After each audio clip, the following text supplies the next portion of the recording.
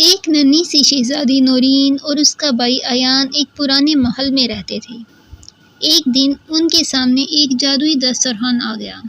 دسترخوان پر طرح طرح کے کھانے تھے، پلاؤ، کباب، میٹھے پھل اور دودھ، لیکن دسترخوان پر لکھا تھا جو بچے کھانے کے آداب بھول جائیں گے ان سے دسترخوان غائب ہو جائے گا۔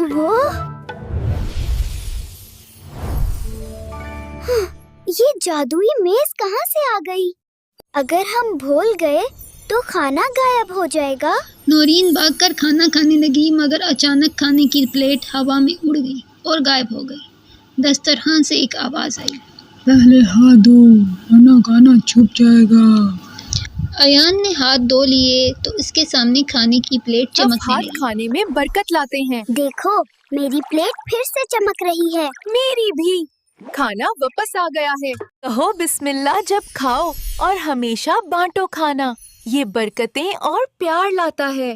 کھانے کے دوران اپنا سر ڈھانپنے سے آپ محفوظ رہتے ہیں اور احترام ظاہر ہوتا ہے۔ کھانے کے دوران بات نہ کریں، خاموشی آپ کے کھانے کو عزت دیتی ہے۔ میں یاد رکھوں گا، کھانا کھاتے وقت خاموش۔ پانی کھانے سے پہلے یا جب دوران دونوں نے پینا ادب سے چاہیے، کھانا بالکل مکمل کیا آخر میں اور نہیں۔ آخر میں الحمدللہ مجھے یہ کہا، معلوم نہیں دسترخوان تھا۔ کہکا لگا کر بولا، الحمدللہ۔ شاباش، تم نے کھانے کے سب آداب Gratitude سیکھ brings لیے۔ true اب blessings. تمہیں ہمیشہ رزق میں برکت ملے گی۔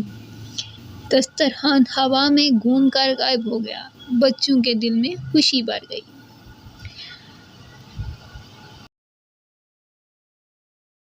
اگر آپ کو آج کی کہانی اچھی لگی ہو تو لائک کریں اور چینل کو سبسکرائب کرنا نہ بھولیں۔ اللہ حافظ۔ See you in the next story.